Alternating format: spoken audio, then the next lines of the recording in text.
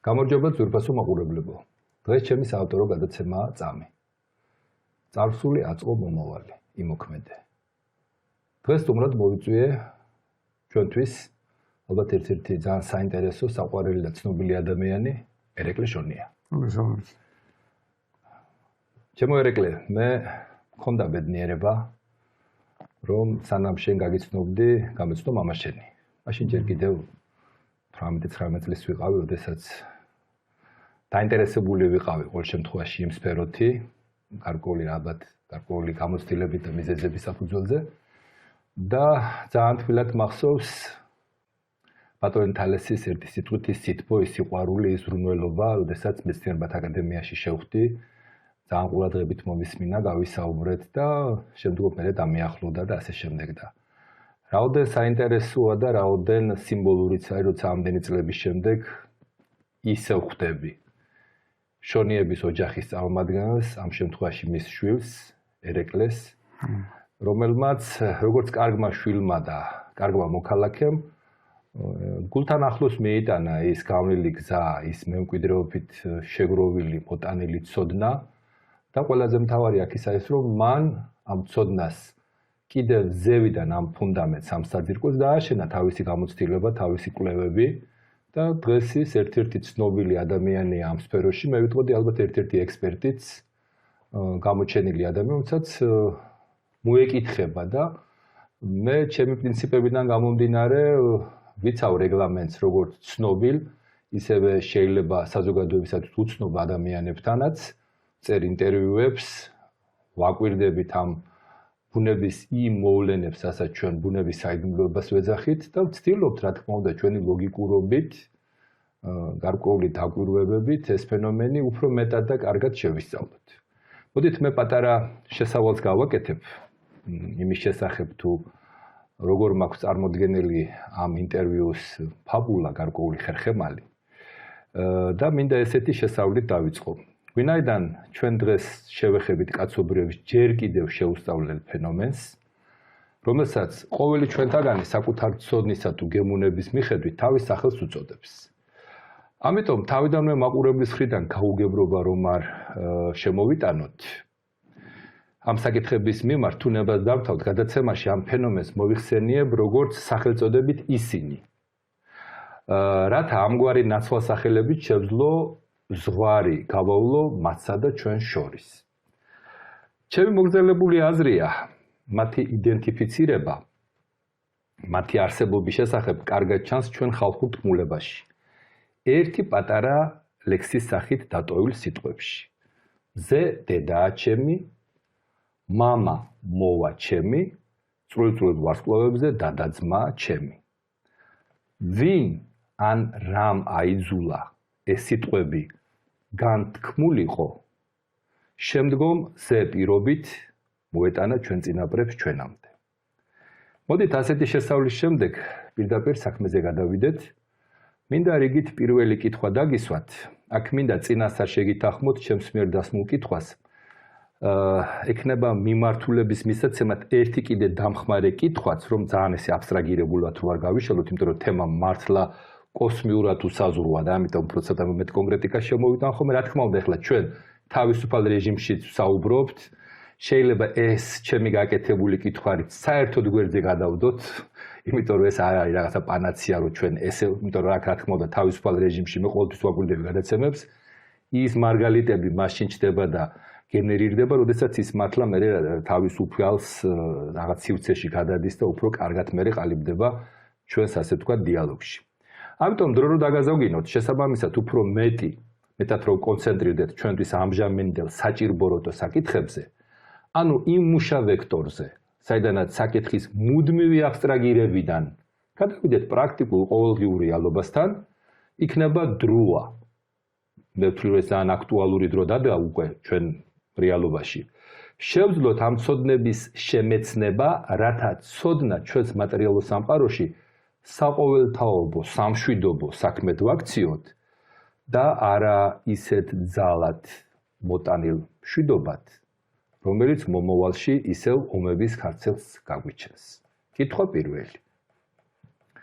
თქვენი აზრით, რამდენად აფასებენ სხვა ცივილიზაციები ჩვენს ფესვებსა და წარსულს, ხედავენ თუ არა ისინი იმ დიდ ქაოსსა და არეულობას, რომელშიც დღეს კაცობრიობა იმყოფება. და როგორც დაგბირდით, ვექტორის მისაცემად, ერეკლე, ხომ არ ფიქრობთ, ჩვენი ქაოსი სწორედ იქიდან ხომ არ მოდის, რომ დავკარგეთ კავშირი იმ ფესვებთან, რომლებსაც ისინი შესაძლოა გარედან უფრო ნათლად ხედავენ.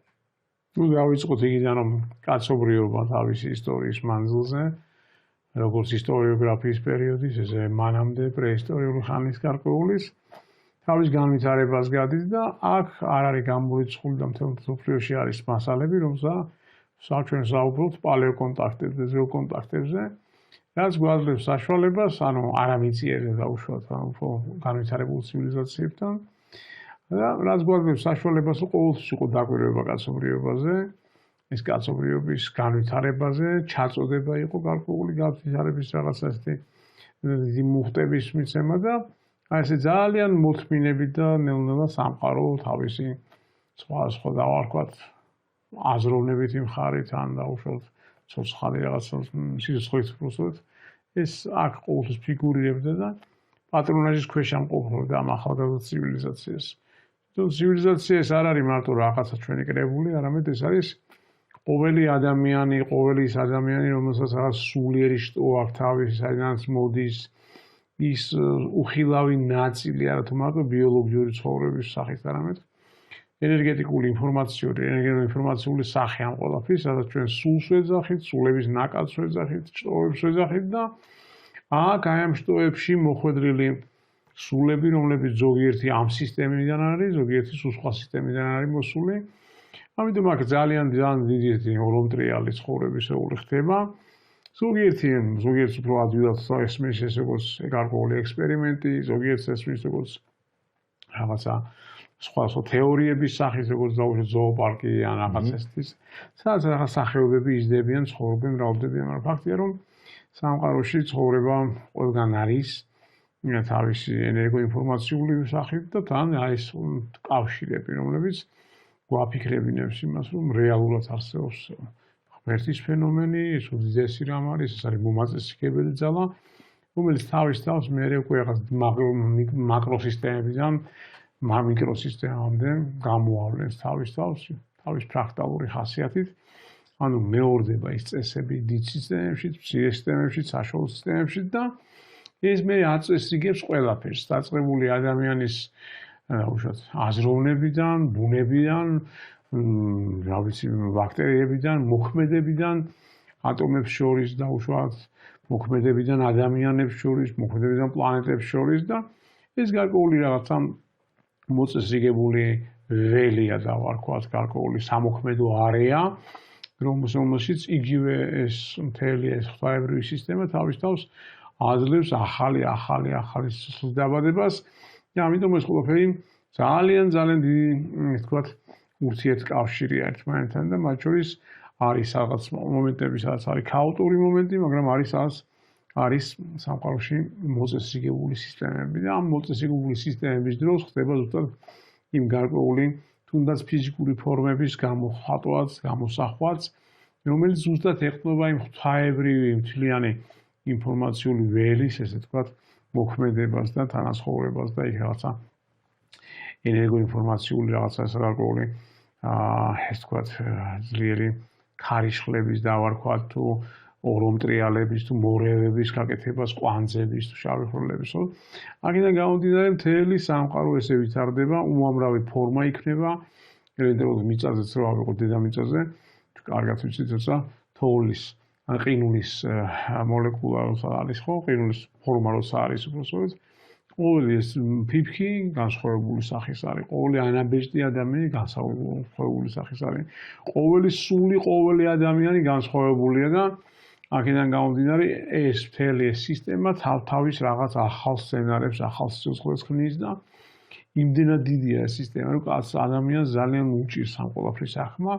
ამიტომ ჩვენ მოვიშველებთ ხოლმე ჩვენ გარშემო გადმოცემულ ეს ვთქვათ, კაცობრიობის დაგროვილ წარმოდგენებს, დაწყებული რელიგიური წარმოდგენებიდან დამთავრებული ფილოსოფიური წარმოდგენებით, ფანტასტიკური ჟანრის გარკვეული თემატიკით ასევე ვიყენებთ სრულიად კვლევებს, ხო, რომელიც განსაკუთრებით ბოლო 300-400 წელი ვითარდება შედარებით უფრო სწრაფად დედამიწაზე, განსაკუთრებით ეს არის უკვე საწარმოო რევოლუციების პერიოდებში, დიდი ომების პერიოდში ვითარდება სწრაფად ეს ყველაფერი და ეს მეცნიერული თემატიკა, რომელიც ჩავიდა მაგალითად ელექტრომაგნიტური ველის გამოყენებაში, რადიო ტალღის გამოყენებაში მივიდა, ხო, უკვე ატომური ხანა მივიდა, იქ არის ინფორმაციული რაღაცა სწრაფი განვითარება და ინფორმაციის გადაცემის მეთოდები და სისწრაფე რაც უნდაც ბაზების რაოდენობა გაიზარდა.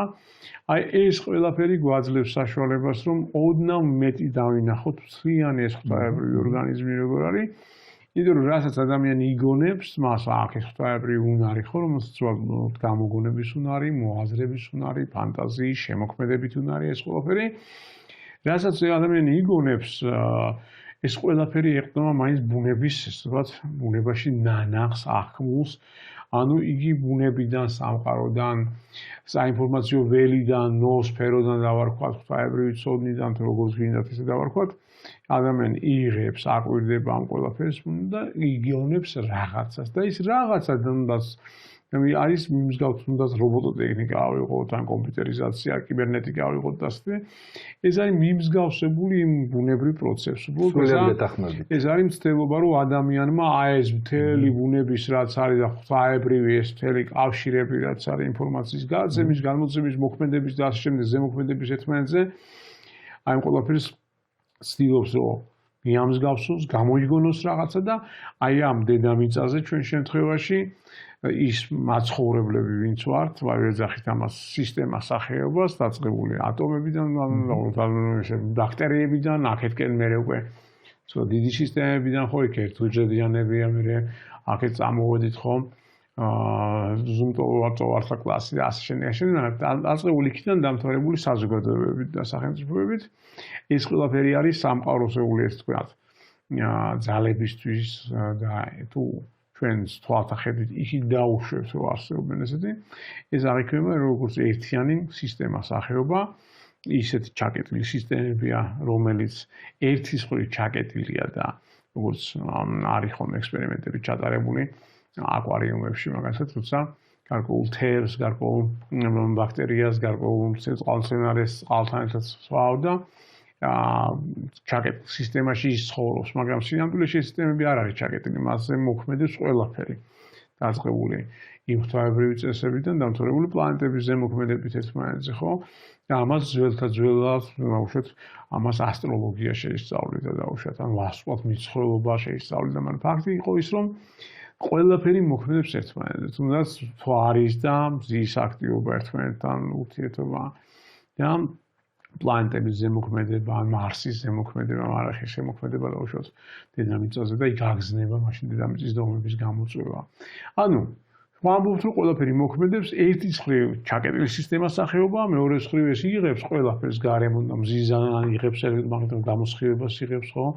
იქ ულტრა ისფერ გამოსხივებას და ასე შემდეგ, ასე შემდეგ, ანუ გარედანაც იკვებება და შიგნიდანაც რაღაცა მინდა რომ ეხლა იმდენად საინტერესო საუბრობდით, ვერ გავბედე რომ გამეჩერებინეთ და მოდით აი უფრო რომ მეტი როგორც ვინაიდან ახლა ჩვენ საკმაოდ მეცნიერულიანით საუბრობთ, ცოტა მეც მინდა რომ ეს მეცნიერული ეგრეთ წოდებული პარალელი გავაკეთო მიკროსკოპზე, კიდევ ცოტა უფრო ღრმად ჩავიდეთ ამ საკითხში, რომ აი ნეილობით მეტი სიღრმისეული ცოდნა გამოვიტანოთ ამ თქვენი ამ საუბრიდან. თქვენ ახსენეთ ესეთი სიტყვები, როგორიც არის ის ბადე, რაღაცა ფრაქტალები, რომელიც ძალიან ცნობილია უკვე მსოფლიოსათვის, მსოფლიო მეცნიერება მიდის ამ კანონზომიერებებზე და უკვე აღიარებს რომ ეს ასია. და მოდით აი ეს ფრაქტალური რახან ვახსენეთ, რა თქმა უნდა, უფრო გასაგები გახდეს ჩვენი მაყურებლისათვის, შეიძლება ყველა არ იცნობდეს ამ ფრაქტალის ზოგადად ტერმინოლოგიას. ეს არის გარკვეული ურთიერთკავშირის ბადე, რომელიც რაღაცა თანმიმდევრობით აგენერირებს მეორეს, მესამეს, მეოთხეს, რაღაც სამგზავრის შემდეგ მე ის თითქოს ციკლება და მე ის ახალი კიდე შობს ახალ ფრაქტალს. მოდით აი ესე შევხედოთ საკითხს. მსგავსი წესები მოქმედებს ყველა დონეზე. წესები მუშაობს. ახლა პირი რიცხვი თუ დაუშვათ არის ორთეთრიანის დონეზე, სამყაროს დონეზეც შეიძლება იგივე წესებით მუშაობს და ნიუტონის მესამე კანონი ვახსენოთ. ესე იგი რაღაცა ქმედება იწვევს უკუქმედებას. შესაბამისად ამ ჯაჭვებით ის რაღაცა გარკვეულ თანმიმდევრობით სულ იმეორებს თითქოს რაღაცა წესებს. მე მინდა ეგ ერთი ცოტა ამ ესეთი კარგი საუბრის შემდეგ ცოტა აქტუალური საკითხი მინდა დავაყენო ოდნავ მიწაზე რომ დავეშვათ. მე მინდა შემოვიტანო ახალი ტერმინი, ეს არის დაავადებული უჯრედი. აი ხომ არის რომ მაგალითად ფრაქტალის კარგად მუშაობს ჯამთელია, ხო? აი კარგად იზრდება, ყველაფერი კარგად მიდის, მაგრამ არის რაღაცა გადაგვარებული ფრაქტალიც. როდესაც ამ ფრაქტალს ავიწყდება თავის წინაპარი, ავიწყდება ამ შემთხვევაში წინაპარი არ არის მარტო რა ჰიპოთეტურად, ხო? ანუ თავისი წესები, გარკვეული რაც ჩადო ბუნებამ და ჩაწერა, ну არ ვიცი ახლა ამან ინფორმაციული შიმშილი დავარქვათ, ნებავთ ესეთი ინფორმაცია შემოვიტანოთ კიდევ, რა, არა აქვს რაღაცა სწორი ნივთიერებათა ცვლა არ მიდის სწორად, არასწორი კვება აქვს, ან მზისხივი დააკლდა, ან მინერალი დააკლდა, ხო? და დროთა განმავლობაში ამ ფრაქტალმა დაკარგა ის ინფორმაციული საკვები და ნეილობით არასწორად დაიწყო მუშაობა. ну არ მინდა ძალიან ახლა შორს წავიდე, მაგრამ აი ამას მაგალითად ჩვენ ვცნობთ როგორც კიბოს უჯრედს, რომელიც იწყებს გადაგვარებას, მე აგვარებს სხვა უჯრედებს და ასე შემდეგ. ეხლა მთელი ეს კოსმიურ ორგანიზმს თუ ერთი ცალი უჯრედი გაფუჭდა სადღაც, ეხლა ადამიანზე ვიცით რომ როცა რაღაცა კერა ჩდება და თუ ამ კერაში დროულად არ ჩავერიეთ და ეგრეთ წოდებულ პირველ, მეორე, მესამე სტადიაზე მაინც არ მოხდა რაღაცა პრევენცია იმის რომ ეს ფრაქტალმა ასე ვთქვათ არ გააგრძელოს თავისი გზა ფატალურ შედეგამდე, სანამ ის ფატალური შედეგი არ დადგება, ამიტომ არის ალბათ შექმნილი მეცნიერება, მედიცინა, რომ მოახდინოს ამისი პრევენცია და თქვენ როგორ წარმოგიდგენიათ, როდესაც აქ ჩვენ თავს ხარ მოვიტყუებთ იმას, რასაც ყოველდღიურ ცხოვრებაში უყურებთ, რაღაცა მე ამ თქვენ საუბარში პარალელი დავიჭირე, ხო ეხლა იმიტოა საოცარი ესეთ ადამიანებთან ურთიერთობა, რომ ისინი სხვადასხვა რაკურსიდან ხედავენ, ანუ ისინი კი არ ხედავენ, როგორც აი პოლიტიკოსი ხედავს დაუშვათ იმ რაღაც, ანუ თქვენ ხედავთ იმ სამყაროსეულ გაიჭერით უკვე გაარღვიეთ საზღვრები, ხო ეს მიწიერი და სამყაროსეული რაკურსიდან ხედავთ უკვე აქეთ. კითხვა ასეთია.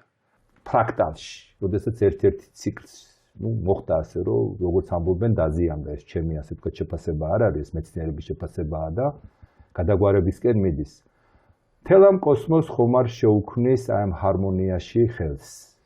ხო და საქმეც მაგაშია, რომ თვითონ ეს როგორც არის მოწყობილი ცხოვრება, ეს მაქსიმალ ეს რაღაც დავარქვათ ეს ორომტრიალი ცხოვრებისეული ორგანიზმი, ღვთაები ორგანიზმი და მისი ნაწილაკები, სადაც თქვით, ყველა საფეხურზე არის მსგავსი წესები გარკვეული და ვითარდება ცხოვრება და იგივე ეს ყველაფერი არის ღვთაებრივი დაშვება, ხო, ეს ყველაფერი ესე იყოს, რომ ცხოვრება გაგრძელდეს, განვითარდეს და ეს გარკვეული წესები გაწერილია, დავარქვათ, გარკვეული პროტოკოლი გაწერილია, მაგრამ ამ პროტოკოლის გარდა ხდება ის, რომ თვითონ ეს ორგანიზმი, ეს ღვთაებრივი ორგანიზმი სულ მოძრაობაშია, სულ მოქმედებაშია, იმიტომ რომ თვითონ ეს ცივილიზაცია დავარქვათ, ადამიანი ან ადამიანის სული, საერთოდ მოდის ის სახეობა, ის სულ მოქმედებაშია, სულ განვითარებაშია, სულ ზემოქმედების და თვითონაც ზემოქმედებს გარემოზე და გარემოც ზემოქმედებს მასზე, ამიტომ თუნდაც ეს დედამიწა მაგალითად ან მზის სისტემა როცა გადის გარკვეულ რთულუბნებს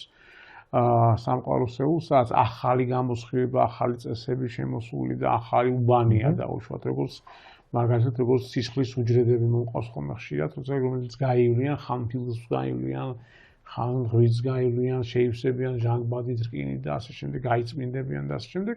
სულ ესეთი მოქმედებაა. ამიტომ ახალ უბანში გასვლის დროს, სამყაროსეულ ახალ რაღაცა ადგილზე გასვლის დროს ხდება ახალი ზემოქმედება, რასაც უნდა შეეგუოს ის სისტემა სახეობა და ამ შეგუებას გარკვეული სირთულე ჭირდება და აი ეს აწყობილი საათივით მექანიზმი სამყაროსეული, რომელიც სულ მოძრაობაშია, ეს გარკვეულ ციკლებს გადის, როგორც მცირე ციკლებს, 40 წლიან ციკლებს, ესე 1000 წლიანს და 26000 წლიანს და მეტი. აქედან გამომდინარე, ის გარკვეული მომაწესრიგებელი სისტემა, რაც არის სამყაროსეული, იმედან აი ეს მომაწესრიგებელი და თვითონ ორგანიზაციების შეგუების უნარით ქონე დაჯილდოებული ყველა ეს შრე, მათ შორის ის სისტემას სახეობა, რომელიც დედამიწაზეა, მათ შორის ადამიანი ამ სისტემას სახეობაში, ფუტკართან, დელფინთან და ასე შემდეგ ბაქტერიასთან ერთად. ჩვენასაც ვიზახით ცოლ-ცხალ და არაცოცხალ ბუნებას, ყველაფერი ამასთან ერთად ადამიანი მათ შორის საზოგადოება და ეს გადიან სირთულეებს. ამიტომ ამ სირთულეებში ვარ დაიღუპონეთ, რომ სირთულეების დროს იწყება აგზნება დაძაბულობა და აი ეს კრიზისები, ეს სირთულეები გარკვეულწილად აი ამ აგზნებას თუ არ შეეჩვია სისტემას ახალში, რომ დაიღუპოს, იმდენად აგრესიული გახდეს, რომ დაჭამოს ერთმანეთს. ჩვენად თუ ეს დაჭმა ითვლებოდა როგორც შიდა სახეობრივ ომად, ეხლა უკვე რადგანაც ადამიანი პლუს განვითარდა ტექნიკურად და მას აი ამ ჰარმონიაში რაღაც დაზიანების უფრო დიდი დოზა შეუძლია შეიტანოს, ამიტომ ეს გაცდა მხოლოდ სახეობით ბრძოლას და თვითონ დაზიანებამ თუნდაც ამ დედამიწის შეიძლება გამოიწვიოს კიდე რაღაცა ჰარმონიის და დაზიანება და პლუს აი თუნდაც როგორც ონკოლოგია ორგანიზმში კარგად შეადარეთ აი ესეთი პროცესები.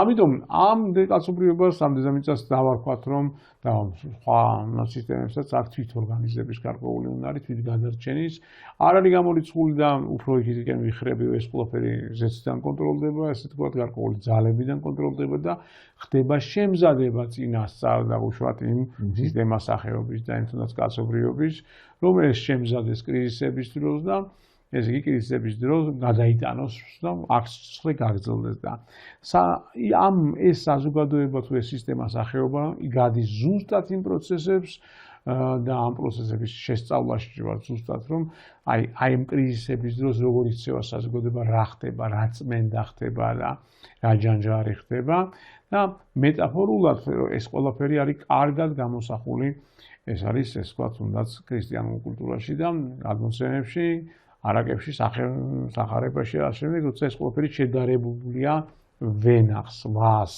თუნდაც სიცოცხლე შედარებულია ვენახს და ზუსტად ძალიან დიდი პარალელებია და უბრალოდ იგი ვას და იმ სულიერ შტოებს შორის აი დედიდან წამოსული შტო მამიდან წამოსული შტო მათი ნაერთი და შემდეგ და რაც ვას და რა თუნდაც ყურძნის მოყვანას და თუნდაც ღვინის დამუშავებას ეს თქვა ჭირდება პროცესი აი ესეთ პროცესს გადის ის სულიერი შტოები და აქედან გამომდინარე ის მეტაფორული სახე რომ ეს არის კეთილი ვაზი რომ მას ჭირდება კეთილი მევენახე, კეთილი მებაღე, ზუსტად ეს პროცესები მიმდინარეობს, რომ აი ეს ფრაქტალური თემატიკა, რომელიც ვითარდება და როცა ადამიანს თავისთავად მარტო გონია, აღმოჩნდება, რომ ეს ათასობით და 10,000-ობით თაობის წარმომადგენელია, იმ ფრაქტალების გაგრძელება და ხშირად აი მაყურებელს გვადევნებს თვალს, გაიხსენებს, რომ თუნდაც იგი გავს თავის დიდ პაპას ან უშუალოდ დებიას ან ბაბუას და აქედან გამომდინარე ისეთი მსგავსებებია ხასიათში, უნარებში, ვიზუალში, რომ ძალიან ესე ვთქვათ ჩაგვაფიქრებს ხო და რატომ? იმიტომ ის ფრაქტალური განვითარება სამყაროს, როცა სამყარო ვითარდება, როგორც ყვავილობს, ბაღი, აი ესე ყვავილობს და ეს ახალი მცენარე, ესე იგი ახალი მასივის ხავს, რა ქვია ხო, ნაყოფს და ასე ვაზი ვითარდება და აი ვაზი ზუსტად იგივე პროცესებს გადის, რასაც პირველი კალამი გადიოდა, იმას გადის მერე ეს შემდეგი კალმები და ეს ყველაფერი მერე ნაყოფს მოიტანს და ამიტომ ეს ვაზი რო არ გადაჯიშდეს, ასე ეს ვაზი ხო გადის გარკვეულ ბუნების პროცესებს, ბუნების ცვლილებებს, სეზონურ ცვლილებებს.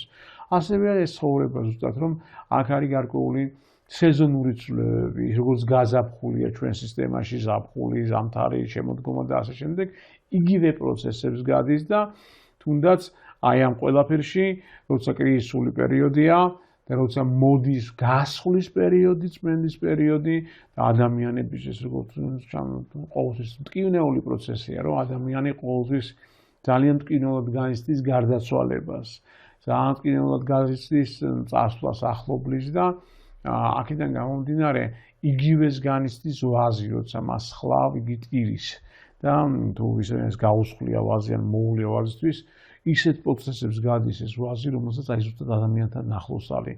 არის ხოლმე სიტუაცია, როცა დაზიანებულია ვაზი და იქ უნდა ეს თქვათ მას შეუხორცო ეს თქვათ დაზიანება და ჩემი ბებია იყენებდა საპონს ამისთვის, ბინს იყენებდა და რაღაც ნახორცებდა, ან დაამყნო, ან იმდენადაა დაზიანებული ვაზი, ან იმდენადაა დაზიანებული შტო, რომ თუნდაც კახელი გრეხი ესე გაოთხრის ხოლმე ესეთ პატარა ეს თქვა მონაკვეთს ჩააწვენს ამ ვაზს და ამ ვაზიდან უკვე ახალი ჯანსაღი შტოები ამოდის და ამიტომ აი ეს გასხლის თემატიკა, კვება ვაზის, მორწყვის თემატიკა, კულტივაცია გასხლა ჯანსაღი და სწორი გასხლა რო კაი ნაყოფი მიიღოს, კაი ჯიშიანი ვაზის და უშოთ იქ დამყნობა და ასე შემდეგ ავადობის დროს მისი კურნება ხო იქ ნაცარი რა შეაეყრება რაღაცა იქ თუნდაც ვაზის განკურნება, ვაზის ფოთლების შავიამნის შეტანა და ეს ყველაფერი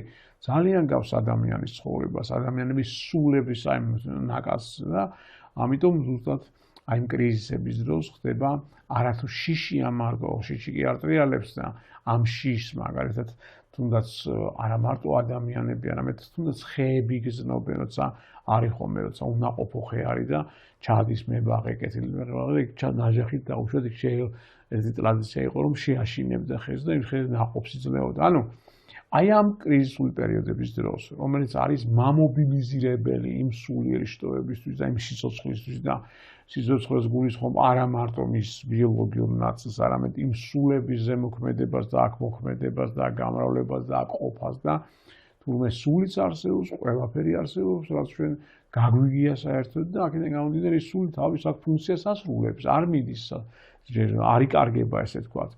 აქ პარალელია ზუსტად მეცნიერებაში, რომ ენერგიის მობილობის კანონი არსებობს და აი ამ დროს ხდება ის, რომ ეს კრიზისული პერიოდი როგორც ტრაგედიის და სიცილების პერიოდია, ესევე დიდი საშუალებების, როცა ის დასუსტებული უნაყოფო თემატიკა იცვლება და ადამიანები ღიზიანდებიან ხოლმე ამ თემაზე, როცა საუბრობ, იმიტომ რომ რა ჩემი შვილი რატო წაიყვანეს და როცა არ იციან და უშუალოდ მის მთელი მიზეზშედეგობრივი კავშირი მათ თავს რაც ხდება და ისინი მხოლოდ ლოგიკური ნაწილით აღიქვამენ ამას ხომ ხედველობით სმენით და გზნობადი ორგანოებით არ იციან იმის იქით რა ხდება როგორ იზიდავს ადამიანის სიკვდილს, როგორ იზიდავს დაავადებას და როგორ მოქმედებს გარემოზე, საკუთარ თავზე, საკუთარ ქმედებით, როგორ არის პასუხისმგებელი გარემო, ეს რო არ იცის, თავისთავად მას გააღიზიანებს ის, როცა ვამბობ, რომ არსება ის გასხლა, გაისხლა, გარდაიცვალა, გაიწმინდა.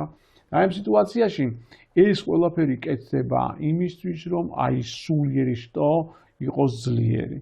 და თუ აქ შენ ნაყოფი ვერ მიეც, შენ თუ აქ დაისტრესე, შენ თუ აქ ჩამოიშალე როგორც პიროვნება, ან საზოგადოება დაუშვათ სახელმწიფო, გამოდის რომ სამყარო გაჯანჯღარებს მაინც იგი გაშინებს, ესე თქვათ, როგორც კაცი რო შემოვლაპარაკებს ხეს, ხო როგორც ვთქვით. და ამ დროს ეს როცა არ არის შესმენილი და ადამიანი მატერიალიზმშია ჩაკეტილი, იგი თავის გზნობადი ორგანოებით ვერ აღიქვამს სურათს, თავის დესტრუქციას აგრძელებს, ხდება ჯერ შენჯღრევა კარგად და მერე ესე თქვათ ხდება სისტემა ის გაწერილი პროტოკოლი, როცა ხედავს რომ ადამიანი არის ძალიან ტოქსიკური, ან მან სიმძიმით გამოჭამა თავის ბიოლოგიური ნაწილი, ხდება ამ ადამიანის გაყვანა. მინდა ეგ ერთი კითხვა დაგისვა. და ამ გაყვანის დროს ხდება გასხლა და თუნდაც ეს შტო არ დარჩეს, მთელი ის რაც ის თავისი სულიერი ხით, თავის ვაზით იკვებებოდა, ზუსტად მერე აი ეს ენერგია წავა მის ბიძაშვილის ხარეს, რომელმაც რაღაც ნაყოფი დადო და აი ეს ფრაქტალი იქ დაიწყებს განვითარებას და აქ გაისხლება ეს თემატიკა. ამიტომ სამყარო ისეა მოწყობილი, რომ შენი აქ დაღუპვა არასწორი ცხოვრება ვერ დაანგრევს იმ ღვთაებრივ მექანიზმს. ისხლება, განსაკუთრებით ისხლება სეზონურ პერიოდში, ხო? განსაკუთრებით ისხლება კრიზისულ პერიოდში და ამიტომ არ არის ტრაგედია რა, სამყაროსთვის. ჩვენთვის ადამიანურად ძალიან დიდი ტრაგედია. და ამიტომ ეს ფრაქტალების გაგრძელება და განვითარება და სიცოცხლის გაგრძელება ეს მარადიული თემაა. აქ ესე არ არის რომ ერთმა რაღაცამ ბოლომდე დაანგრიოს ინდრო. ჯერჯერობით ეს თუ ანგრევს როგორც ონკოლოგია ადამიანის შემთხვევაში ეს იმის გამო რომ ადამიანმა არ იცის საერთოდ ეს რა არის როგორ მუშაობს და ვერ ხედავს მიზეზშედეგობრივ კავშირს და მარტო შედეგს რომ კურნალობს იმიტომაც ხდება და ნგრევა ამ ყველაფერს ის როგორც სისტემის თორე იმ დიდ სისტემაში ღვთაებრივ სისტემაში არაფრის გრევა არ ხდება, ხდება გასხლა, მოწესრიგება, გაძლიერება სხვა შტოების რომელიც ნაყოფს იძლევიან. აი მე აქ გამიჩნდა ესეთი კითხვა, იმიტომ რომ საკმაოდ დიდი დაღრმა პასუხი იყო, რომელზედაც ცდილობდი რომ აი გამოკოლოდით და შესაბამისად აი თქვენ თხრობაში მე დავინახე ის ლოგიკა, როგორ მიზეს კავშირ ურთიერთობებსით აყალიბებთ. ახლა ზოგი ამას შეიძლება კარმას ეძახის, სხვადასხვა ტერმინები ახლა გემოვნებაზე ავდავობთ, ყველას თავისი ტერმინები აქვს, ყველას თავისი გავლილი ცხოვრება აქვს. მაგრამ მოდესაც გადაცემაში იწვევ უფოლოგს, რომელსაც ფაქტი ჯიუტია გაცილებით მეტი ინფორმაციას ფლობთ, აქ ფლობა არ არის მარტო რომ საკუთარ გამოცდილებაზე ან პრაქტიკაზე ისაუბროთ, აქ გაქვთ თქვენ უამრავი ინტერვიუები ჩაწერილი, მოსმენილი, ნანახი, ეს ხალხი მეც თქვენ რაღაც გარკვეულ გადაცემებს ხო უყურებ, არა დაუშვათ რაღაცა ისტორიას ვიხსენებთ, როგორ მოხდა რა. ანუ ყველა რაღაცა ადამიანებში არის რაღაც გარკვეული გამოცდილება. მაგრამ მე თავიდანვე საუბარში გამოვიყენე ესეთი იმუნური სისტემა და მათ დავარქვი ისინი. იმიტომ რომ ეს ისინი ესეთ ხშირ შემთხვევაში, შეიძლება უფრო რაღაცა გარკვეულ ფენომენს აღნიშნავს, რომელიც შეუსწავლელია. მოდით ესე შევხედოთ. მაგრამ რა თქმა უნდა, როგორც ჩვენ გვაქვს უფლება რომ ვიარსებოთ და ვარსებოდეთ და იდენტიფიცირება გაგვიკეთოს სხვა ვინმემ, ჩვენც უნდა დავიტოვოთ ალბათ უფლება რომ ისინიც არსებობენ და იმათაც აქვთ რაღაცა თავისი საქმე, მაგრამ აი ჩვენსა და რა არის უფოლოგია? ჩვენსა და მათ შორის ურთიერთობაზეა საუბარი. ანუ ჩვენთვის რა გავლენას ახდენენ ისინი და ჩვენ რა გავლენას უნდა ვახდენდეთ მათზე. და ამიტომ კითხვას დაგისვათ. ხომ არ ფიქრობთ, სანამ ჩვენ გონებას ნაგვიზგან არ გავანთავისუფლებთ და ურთიერთთან ბრძოლას არ შევწყვიტავთ, ისინი კონტაქტზე არ გამოვლენ. იქნება სწორედ ჩვენი შინაგანი აგრესია ის ბარიერი, რომელიც ხელს გვიშლის სხვა ცივილიზაციებთან შეხვედრაში და უფრო დავაკონკრეტებ კიდევ ამ კითხვას, იქნებ ჩვენი აგრესია ის ხმაური, რომელიც ახშობს იმ სიგნალს, რომლითაც ისინი ჩვენთან დაკავშირებას ცდილობენ. აი ალბათ შევეცადე რომ ისე კარგად გადმომეცა ეს ჩემი აზრი. ანუ ჩვენშიც ხო არ არის გარკვეული პრობლემა. ჩვენ შეიძლება მუდმივად ვიღაცას დავაბრალოთ რაღაც, რომ ჩვენ კარგად ცხოვრება გვინდა და ვიღაცა თურმე ხელს გვიშლის, მაგრამ მე გამიჩნდა ასეთი ძალიან ლოგიკური კითხვა, რომ იქნება ჩვენც ვართ ამაში მონაწილეები და ალბათ ცალსახად უნდა ვიყოთ მონაწილეები, იმიტომ რომ ჩვენ უნდა ვაგოთ ჩვენს ქმედებაზე, იმიტომ რომ მე იცით რატო ეხლა იმდენად აი რა ვქნა, ხო იცი სიმართლე ხანდახან მწარეა და ძალიან ისე თქვი რა.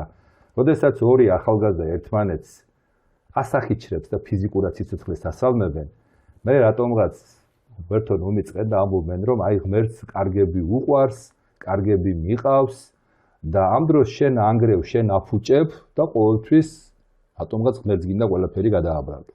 ამიტომ აი ის ხმაური, რომელიც ჩვენ ცნობიერებაშია, ის რაღაცა აგრესია, რომელიც ჩვენშია, ხო? გარკვეული ბარიერი ხომ არ არის მათთან. მე ისინით მოიხსენიე მათთან ურთიერთობაში, რომელიც იქნებ ჩვენ უნდა რაღაცა მომზადებულები შევხვდეთ ამას, რომ აზრი კონდეს ჩვენსა და მათ ურთიერთობას. გააჩნია ვიზია საუბარი, იმიტომ რომ ადამიანებზეა საუბარი. ვერაც უფოლოგია ახსენეთ, ხო, ეს არის ჩვენ შემთხვევაში, ჩვენი ოჯახის შემთხვევაში რამდენიმე თაობა ვართ ამით დაკავებული, ეს არის ანომალური მოვლენების კვლევა. სადაც თუნდაც კომუნისტების დროსაც იყო მძვინვარე ათეიზმი, არაფრის არ ჯეროდათ, იკრიბებოდა მთელი ინფორმაცია დაკავშირებული ადამიანის დანახულ რაღაც ფენომენურ მოვლენებზე, ხო? და იქ იყო აღწერილი როგორც უცხო ცივილიზაციები, ესევე დემონები, ესევე ანგელოზები, ესევე წმინდანები ამ აღწერილობაში, ამ ხალხის მიერ მოტანილ მასალაში. ეხლა საქმე არის ის, რომ ერთი არის რაც ამ ხალხმა მოიტანა, მეორე არის ის აღქმები, როგორც აღიქვეს ამ ადამიანებმა და ამიტომ 100% რაღაცის დაჯერება არ შეიძლება, ხო? ამიტომ გარკვეული კვლევის დროს და ეს მინდა ვთქვა, რომ ქართული უფოლოგია ზუსტად ამით იყო განსხვავებული, ამას სახელი უფოლოგია ერქვა, როგორც არამოუცნობი მფრინავი ობიექტების შემსწავლელი მეცნიერება. სინამდვილეში ეს იყო მთელი ამ ინფორმაციის, ესე ვთქვათ, მოგროვება და გადამუშავება, უფრო ანომალური, უფრო შეუცნობელი რაღაცა ინფორმაციის კვლევა და ამიტომ მამამ გაარქვა მაშინ ჩვენ ორგანიზაციას ადამიანი გარემო, იმიტომ საბოლოო ჯამში მივედით იქამდე, რომ ადამიანი და გარემოს ურთიერთობის თემატიკაა და ეს ადამიანი და გარემოში არის როგორც ჩვენთვის ხილული თემატიკა, ესე უხილავი თემატიკა, როგორც მოქმედებს და თან ეს ყველაფერი არის გამომდინარე იმაზე, თუ ადამიანის როგორც ცხოვრობს, საზოგადოება როგორც ცხოვრობს, რა კრიზისებშია, ჩვეულებრივ დროს ეს ინფორმაცია ნაკლებია, კრიზისები სანამ დაიწყება, ეს იმატებს ამ ინფორმაციის რაოდენობა და თან არის ზედი დაშვება, რომ რაც შეგროვდა ინფორმაცია, რაც ის ანალიზიც მოხდა, თუ თავიდან აი ამ ფენომენურ მოვლენებზე უფრო დიდი ყურადღება იყო, მერე გადავიტანეთ ბოლო პერიოდში ყურადღება არა იმაზე დაუშვათ ვინ მოდის და რატო მოდის რა უნდა, არამედ ზუსტად ვისთან მოდის, რა კავშირშია, თუმცა იმ ადამიანებში არის რაღაცა გენია, უნიკალური მომენტები ხატვის წერის და ესეთი კონტაქტების დროს ამოვცნობ თემატიკასთან, კონტაქტები ღვივდებოდა და ნიჭები ღვივდებოდა და თავიდან გვეგონა რომ ეს უცხო ცივილიზაციები მაგალითად ანის ძალები უღვივებენ ნიჭებს, მაგრამ მე უკვე მივხვდით რომ ეს არის ის ღვთაებრივი ნიჭიერების თემატიკა, რომელიც ადამიანის სულს მოყვება, ის სხვა ცივილიზაციები ხედავენ და ამის გამო მოდიან საურთიერთობად ადამიანებთან და ანუ ესეთი კანდიდატი ყავს, ვინც აქვს ეს ინსტრუმენტები მიღებულობის. არის ხოლმე რომ ხსნიან ამ ნიჭს, მაგრამ ისეთ არაფერს ახსნიან, რაც მაშინ არ დევს. მე მთავარი თემატიკა არის ის, რომ თვითონ ეს რადგანაც ახალგაზრდა ცივილიზაცია და ეს ახალგაზრდა ცივილიზაცია რო არ დაიბნეს, რო არ მოექცეს ვინმე ზეგავლენის ქვეშ, იმიტომ რომ აქ ძირითადად ეს ღვთაებრივი სულები რაც არის, ხო? ის იმათი რეალიზება ხდება და ზოგიერთი ახლო კოსმოსიდან, ზოგიერთი შორი კოსმოსიდან მოსული სხვა გამოცდილების, სხვა რასები დავარქვა თუ რაღაცა წარმომავლობით. აი ამ დროს ხდება ის მომენტი, რომ ეს როგორც ცივილიზაცია რო შეიკრას და აქ ეს ღვთაებრივი ორომტრიალი არსებობდეს და არ მოხდეს დაბნება, იმიტომ რომ ამ ადამიანების მასამ, დიდმა მასამ რაღაც ახალი არ ინახოს, რომელიც მას დაანგრევს და როცა მოვა პერიოდი დანახვის და მერე უკვე როცა კაცობრიობა გაიზრდება, კეთილი გახდება და შედარებით და ეს კაცობრიობა თავის ამ დაძაბულ სიტუაციაში, სადაც აქ დაიწყო ცხოვრება თავისთავად, მას აგრესია ჭირდება და თავი გადაერჩინა და ამიტომ კაინის ცივილიზაცია, ამიტომ არის რომ ეს კვლავ თქვენად ზანეთ არა თუ ახალია, არამედ დასაბამიდანვე ესეა რომ კაინმა მოკლა აბელი და აი ეს აგრესიული ცივილიზაცია, რომელიც დღესდღეობით ჩვენ ადამიანურად განვითარებული გონია, აღმოჩნდა რომ არ არის განვითარებული, დღესაც ძმა-ძმაზეა წასული და ჩვენ გარშემოს ამ მომებს ხედავთ დღესაც და აი ამ სიტუაციაში ეს ცივილიზაცია რომ ესე თქვათ განვითარებოდა, ყოფილიყო და შიდაწყნარად განვითარდეს, ჩაურევლად განვითარდეს. ამიტომ თუნდაც ის ცივილიზაციები რაღაც დონით ელევიან ტექნიკურ განვითარებას, სამშენებლო, სამედიცინო, კოსმიურ, კალენდარულ და ასეთ ცოდნას, როგორც ჩანს, ნელ-ნელა აწვეთებენ კაცობრიობას, მაგრამ თვითონ რომ განვითარდეს ის რომ არ დაიბნეს ამ დიდ სამყაროში, როგორც ჩანს, მას უნდა გქონოდა გარკვეული შეზღუდვები და ეს შეზღუდვები თუნდაც კარგად არის ნაჩვენები გაბრიელ ეპისკოპოსის გაბრიელ ქიქოძის წიგნში ცდისეული ფსიქოლოგია, როცა იგი აღწერს, რომ თუნდაც ტვინი სარგებლობს ინფორმაციით, რომ მოდის თვალებით, სმენით და ეს ყველაფერი არის როგორც წესი შეზღუდული დიაპაზონის ელექტრომაგნიტური ველის საქმე, გამოსხივების, ანუ ეს არის ბგერითი ტალღის საქმე, შეზღუდული დიაპაზონის გრძნობელობა და ასე შემდეგ და აი ამიტომ რომ არ დავშინდეთ, რომ უცებ არ აღმოჩნდეთ აი დიდ ძალებთან საკონტაქტოდ, ან ღვთაებრივ ძალებთან, ან დემონურ ძალებთან, რაღაც რომ არ დაგვაფრთხოს, ჩვენი გრძნობელობა დაკლებულია ცოტა, კაცობრიობის გრძნობელობა, უმეტესობის ესე თქვა და არის მცირე რაოდენობა, რომელსაც გრძნობელობა იმ თავითვე აქ მომატებული, იხედავს რაღაცას გამოსხივებას, უფრო მეც ვიდრე ჩვეულებრივ ადამიანის თვალი, მას ესმის ყურში და თუნდაც არიან ადამიანები, რომელსაც პირდაპირ ესმით ხოლმე, ხო, რაღაც საუბარი, ან წმინდანების, ან ანგელოზების, ან დაუშვათ იგივე სხვა ცივილიზაციებთან საუბრის უნარი აქვს, ან ხედავენ და ასე შემდეგ და ამიტომ ეს ძალიან მცირე რაოდენობა ადამიანების, ამ ადამიანებს როგორც წესი ისტორიულად შემოქონდათ რაღაცა მცირე განვითარების რაღაცა ბიძგი შემოქონდათ, რომელსაც მერე უკვე კაცობრიობა გადახარშავდა, პირველ რიგში იარაღად გამოიყენებდა, მაგრამ მერე ისევ ამას ისევ გამოიყენებდა როგორც საყოფაცხოვრებო თემატიკას და ყოველი გამოგონების და ყოველი სიახლის შემოსვლის დროს ეს ისევ ეს ციკლი, აი აგრესიული ციკლიდან ესე ვთქვათ, გადასვლა მერე საყოფაცხოვრებო, ეს იყო გასავლელი და ამიტომ ყველანაირი გამოგონება თუნდაც ბოლო 200 წლის განმავლობაში გაკეთებული და ადრევა მანამდეც განსაკუთრებით 200 წელს ვამბობთ, რომ მე აჩქარდა ყველაფერი საწარმოო რევოლუციებთან დაკავშირებული თემატიკა, დღეს უკვე მივედით უკვე ელექტრონულ რევოლუციამდე, ინფორმაციულ თემამდე, ხო? ხელოვნური ინტელექტამდე, ამიტომ ყოველ ჯერზე კაცობრიობა ერთ წრეზე მიდის, რომ რაღაცა კრიზისების დროს იგი იღებს ინფორმაციას, იგი განავითარებს, ეს შიშები, ომები ანვითარებენ ამის სწრაფ განვითარებას აკეთებენ ამ ყველაფერს და მე უკვე ეს ციკლი სირთულეების გადავა, დაძაბულობა გადავა და ადამიანს არ აქვს დაძაბულობის და თვითგადარჩენის სურვილი, იმიტომ რომ ყოველი კრიზისების დროს კაცობრიობა ზუსტად აი ამ შიშითაა შეპყრობილი და თვითგადარჩენის მექანიზმი ერთვება. ბაქტერიებს ან ვირუსებს მაგალითად, ხო?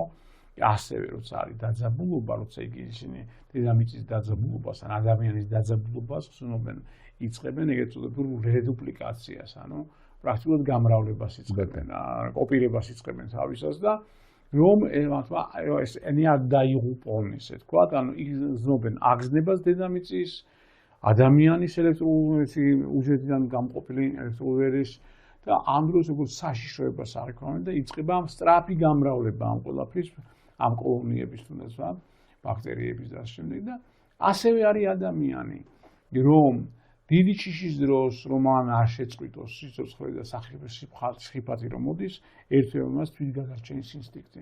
მოდით აი მან მინდა ერთი კითხვა დაგიგებთ. ადამიანს ასევე დაუშვათ სისტემებს. ერეგლო ბატონო, ნახეთ, ახლა რო საუბრობდით, მეც ვაგენერირებდი ჩემ ცნობიერებაში აი ამ თქვენი თხრობის საკითხს და რატომღაც გამიჩნდა, აი გადავდი სადღაც 15-16 საუკუნეში და ლეონარდოს ფენომენი გამახსენდა და რატო? ნახეთ, ადამიანი იმ ორ კოორდინატთა სიბრტყეში x-y-ზე გადაადგილდება. მაგრამ ახლა ადამიანია და ფრინველს უყურებს, ხო? ის მესამე კოორდინატზე, ასე ვთქვათ, z ღერძეა უკვე, ასე ვთქვათ, ასული ამ კოორდინატთა სიბრტყიდან, ის დაფრინავს. და მახსოვს, როდესაც ახლა მე აკადემიის სწავლის პერიოდში ძალიან დაინტერესებული ვიყავი ლეონარდოს ფენომენით და იქ არის პირველი მცდელობები, ფრთების, რა თქმა უნდა, შეიძლება მანამ სხვამაც სადა, მაგრამ ის რა ჩვენამდეა მოტანილი მის მუზეუმში გახდით მილანში და ვათვალიერებდის პირველი ფრთები როგორ არის გაკეთებული. ანუ ადამიანი ცდილობს, რა თქმა უნდა, ძველი მითოსიდანაც არის, ხო, როცა ფრთები აქვს შესმული, მიფრინავენ ის იკაროსზე ასე ვთქვათ, საუბრობ, ხო?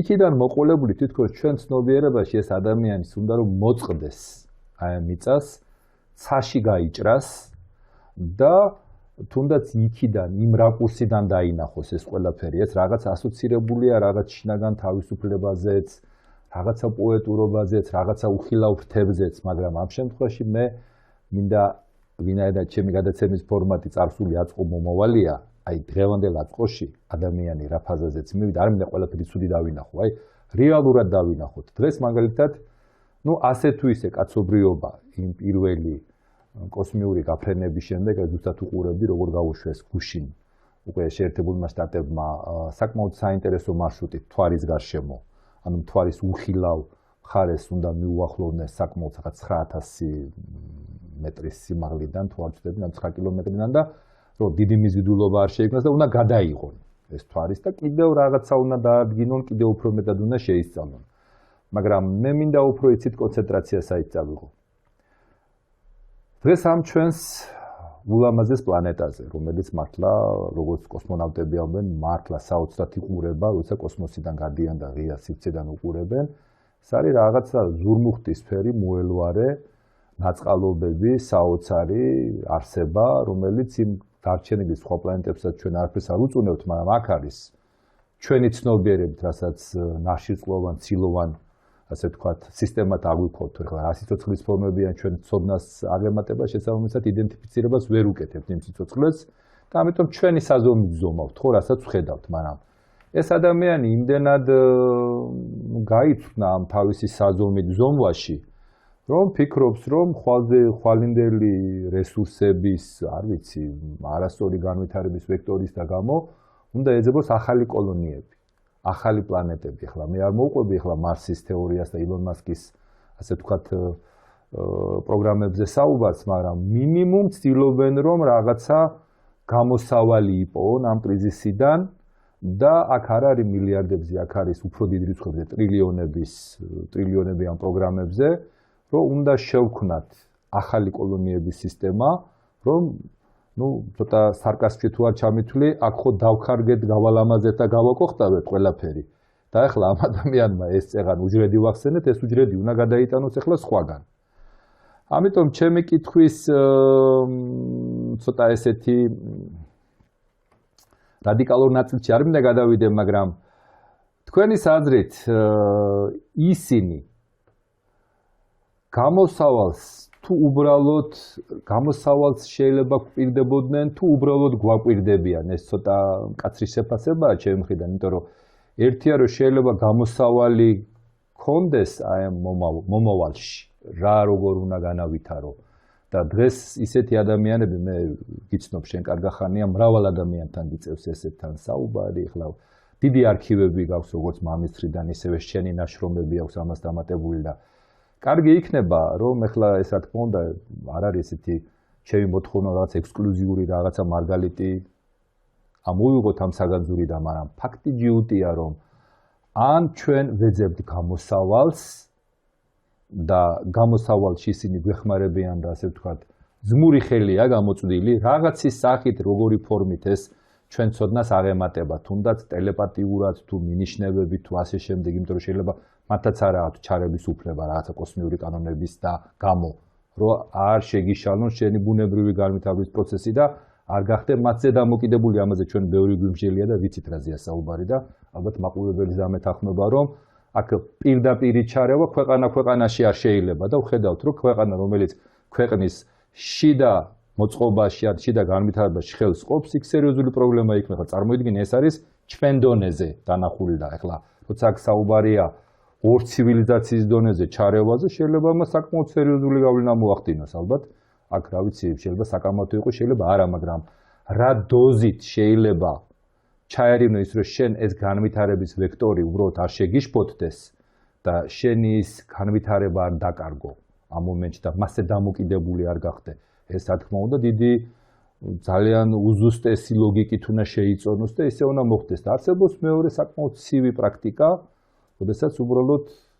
მხოლოდ გაკვირდებიან როგორც დაკვირვების ობიექტს და მათი დამოკიდებულება შეიძლება უბრალოდ ან უიმედო იყოს და მაგიტომ იყვნენ გუგლად რომ ვერაფერს ვეღარ გიშველიან ან ელემენტარულად თავიდანვე ჩადებული ამიტომ მე მინდა უფრო კითხვა რომ შევამჭიდრო აი შენი გამოცდილებით შენი ხედვიდან ჩვენი გადაცემა აბსოლუტურად თავისუფალია ყოველგვარ რაღაცა ჩარჩოებში არ გვიცი ეს არის ორი ადამიანის მსჯელობა ხო აი როგორ ფიქრობ ალბათ მიმივხვდი რა კითხვაც მინდოდა დამესვა მათი მოქმედება რა დოზით უნდა იყოს აქტიური ან პასიური რომ ჩვენ ეს დაგვეხმაროს.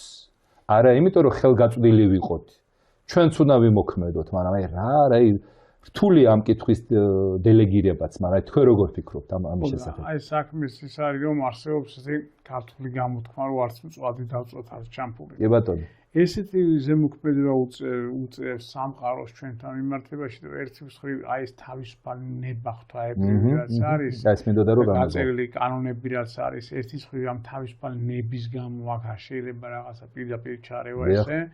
მაგრამ ჩვენი კოლეგა და უშუალოდ ცივილიზაციები თუ არსებობენ ესეთები და არსებობენ სამყაროში რომ ამადგან კრიზისების წინ და კრიზისების პერიოდში იციან ამ ძალებმა და იმ ფარველმა ძალებმა დავარქვათ რომ ეს საზოგადოება შედის კრიზისში იქ მოდის სხვა სცენარი ესე თქვათ გადარჩენის სცენარი დავარქვათ ესეთი აი საქართველოს ვარიანტ ამ ბესანა მოვალთ ეს არის მაგალითად ინფორმაცია რაც მოდის ფანტასტებს და აქაც აი ავიღოთ დასავლური სკოლა ფანტასტიკის და მათ შორის ფილმების და ასე შემდეგ და ასევე საბჭოთა სკოლა რა ვიყოთ. საბჭოთა სკოლაში ეს ძალები მოვლენილები არიან როგორც დამხმარეები და დამკვირვებელი ძალები და რაღაცა შემაშველებელი ძალები, როგორც კეთილი ძალები.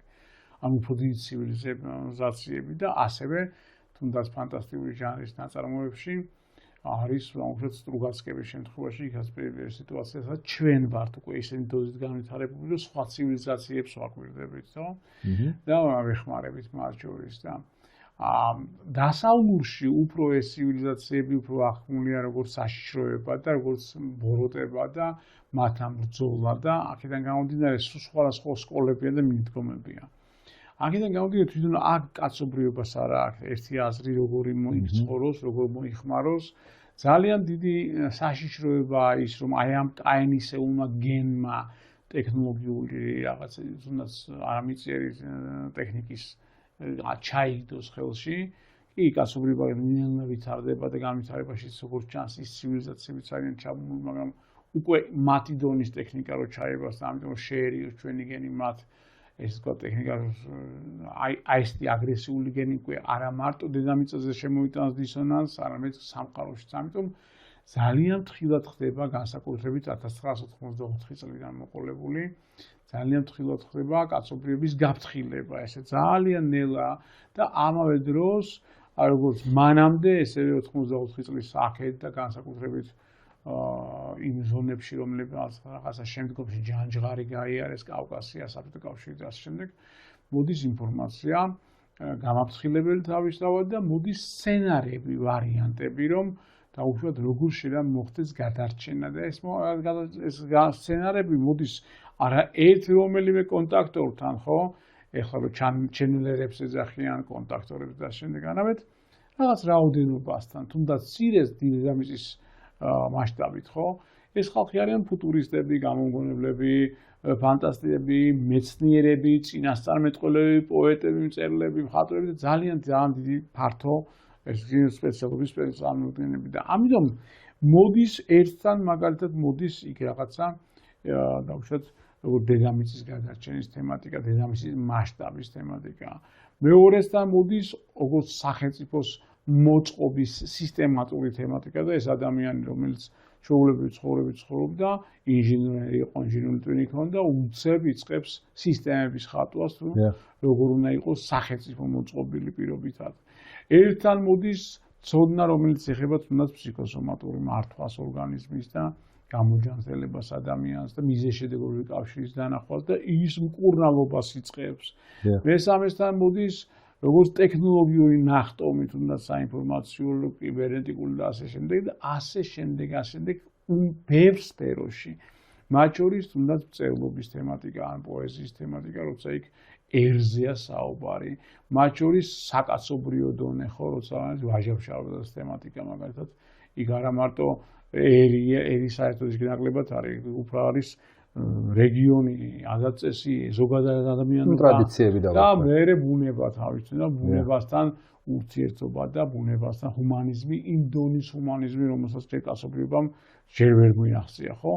და გოდეზი ჩოხელს ხშირად ვახსენებ ხოლმე და აი ესეთ ადამიანებში მოდის ეს ყველაფერი და ეს ადამიანები წარმოადგენენ კაცობრიობისთვის იმ თხელკულტურულ ფენას, რომელიც მე გარემოზე მოქმედებს და თუ ამათ იმ პერიოდში მოახდინეს ან თუნდაც 100 წლის მერე შესმენელი იყო მათი გამოგონება გამოყენებული იყო თუ გამოიყენეს თუ არა და უკვე რო განვითარება რომ მოვა უკვე ის სცენარი უკვე ძველდება და მოდის ახალი სცენარები, ახალი ვარიანტები. ანუ გადარჩენის გზა ყოველთვის არის, მაგრამ კაცობრიობა როგორ არის მზად ამ გზის განსახორციელებლად დაუშვათ იგი იმ თეორიულ ცოდნას ზემოდან მოსულს პაკეტს, სამოქმედო პაკეტს პირდაპირ თქვათ, გამოიყენებს, იმდენად პრაქტიკული გახდება, რომ აქ ის გამოიყენებს თუ ვერ გამოიყენებს და თუ გაგრძელდა დრო კიდე და თუ ვერ გამოიყენა, ამან საერთოდ მე სცენარი იცვლება და აქედან გამომდინარე, კაცობრიობა არ არის მარტო იგი პატარა ბავშვითა, მაგრამ ზოგჯერ როგორც მშობელი ეხმარება რაღაცაში ან მეზობელი ან მეგობარი ეხმარება, აი ესეთ დახმარებებს იღებს, მაგრამ მეორე თემაა როგორ იყენებს ამ დახმარებას და აქედან გამომდინარე, თუნდაც გამოყენების დროს, აი ამ გამოყენების შემთხვევაში ეს გამოყენება იქნება დადებითი თვალსაზრისით დაუშვათ და თუნდაც რაღაცა იმ გვალის ოფერის თემატიკაში მას გამოიყენებს როგორც საცხოვრის და როგორც რაღაცა ინფორმაციის გადაცემას თუ იგივე სამედიცინო ნახტომი, ცოდნა რომელიც მოდის თუნდაც ფსიქოლოგიის ცოდნა და უცებ უძლის შვილში დაუშვათ იუნგი იბადება რაღაც და ესე იგი რაღაც დონეებზე ჩადის უფრო ღრმაზე, რომელიც სულს ეხება უშუალოდ და ამ დროს სისტემა როგორ გამოიყენებს ამ ყველაფერს, გამოიყენებს ამას როგორც დასალაგებლად ადამიანის მძიმე ყოფის, მძიმე ცხოვრების, ფსიქოლოგიის გასაღვივებლად, რწმენის გასაღვივებლად, თუნდაც იმ სულიერი პროცესების შეხებას თუ გამოიყენებს მაგალითად მარკეტინგში ამას და გამოიყენებს თელ ამ ფსიქოლოგიურ დანაგროვს 200 წლის, რომ მარტო მომხმარებლური კულტურა გააკეთოს და იქ 25 კადრით მის ფსიქიკაზე იმოქმედოს. მერკანტილური გახადოს ეგრევე. ამიტომ ძალიან საფრთხილოა, რომ დაუშვათ იმ კაენის ცივილიზაციას მეტაფორულად ვთქვათ, რომ კაენს მისცე იარაღი. იმიტომ რომ აი ამ იარაღს როგორ გამოიყენებ, შეიძლება თოხი მისცე პირობითად თქვა და იმ თოხით მოკლას ადამიანი ან რაღაცით და ამიტომ არის აი ძალიან დიდი მოთმინება, პასუხისგებლობა. მე არის ის რომ თუნდაც როგორც ჩანს ხელოვნურად ერევა ეს სისტემები, ღვთაებრივი სისტემები, ზეცა და ვარქვათ ის სასიკეთოდ და არა არის ხოლმე სასიკეთოდ ერევა, არის ერევა შემაჯანჯღარებლად რომ თუნდაც რაღაც ნახტობს როცა აკეთებს კაცობრიობა, მაგალითისთვის ეს აკეთებს რომ აი თუნდაც კოლაიდერი გააკეთა, ხო?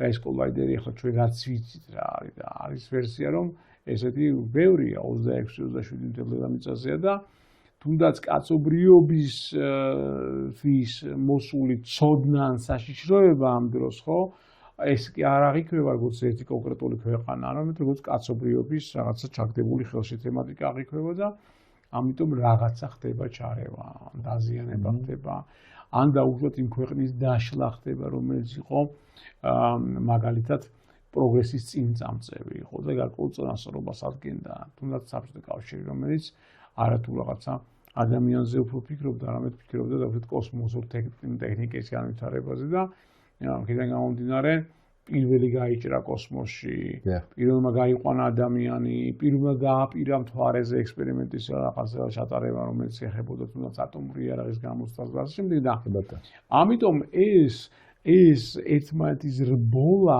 აი ამ შეიარაღების რბოლა, მის გაჩერება მოხდა არადიდი ომით, კარიბის კრიზისის დროს დაუშვათ და რაღაც ატომური ომით და დახოცვით დედამიწაზე, არამედ მოხდა რომელიღაც მხარის განადგურება. ანუ ერთ-ერთი გამღიზიანებელია მოცილებით, ანუ ჩამოშლით და პრაქტიკულად 80-იანების ბოლოსგან დაწყებული 90-იანების პერიოდში ჩვენაც გავიარეთ ჩვენ ტყავზე, თუნდაც საქართველოს თემატიკაში და გონია რომ ეს მარტო ჩვენ გავიარეთ. თელმა პოსტსაბჭოურმა გარემომ, საბჭოურმა გარემომ გაიარა ეს ყველაფერი და მოხდა იმ კოსმიური ერის შეჩერება მოხდა. ამ შეჩერებამ გამოიწვია ის, რომ კოსმოსური პროგრამები შეჩერდა, კაიხანი 30-40 წელი შეჩერდა და შეეშვა კაცობრიობა, ეს თქვათ კოსმოსს. იყო მცირე გამოცდები კოსმოსური, მაგრამ ახალი არაფერი ვერ გააკეთეს და იმ 69 წლის შედეგამდე მაინც ვერ მივიდნენ და აქედან გამომდინარე იქ შეჩერდა, მაგრამ ეს სამეცნიერო პოტენციალი აქ შეჩერებული და აქ და ჩამქრალი და გაჩარებული სადღაც წასულიყო. და მოხდა ამ პოტენციალის გაჟონა აქედან იქიდან და მოხდა თუნდაც სატელეკომუნიკაციო რაღაც ტექნოლოგიების განვითარება, საინფორმაციო ტექნოლოგიების, კომპიუტერული ტექნოლოგიების განვითარება და რამაც ისევ ახალი რაღაცა ნახტომი გამოიწვია. ამიტომ ის პოტენციალი კაცობრიობის ის არ იკარგება, საბოლოო ჯამში კაცობრიობა არ ვარდება იმ ქვიშხანის ნიშნულზე, თუმცა რაღაც რეგიონები ან მნიშვნელოვანი ადგილები შეიძლება მოხდნენ ქვიშხანის პერიოდის დონეზე, რაც ჩვენ მოგვივიდა, მაგალითად, რომ ერთ-ერთი ყველაზე მდიდარი რესპუბლიკა და ძალიან განვითარებული რესპუბლიკა, მათ შორის სამეცნიერო კლასით, წელიწად ნახევარში, 2 წელიწადში რეალურად ქვიშხანის პერიოდში აღმოჩნდა. მაგრამ რას ვამბობ რა, რომ აი ის სირთულეები, რომელიც არის კაცობრიობა, ის შეფერხება, რაც მოხდა, როგორც ჩანს ეს ტყილა არ მოხდა, როცა აი კრიზისების დროს დაიწყება სისტემების ნგრევა.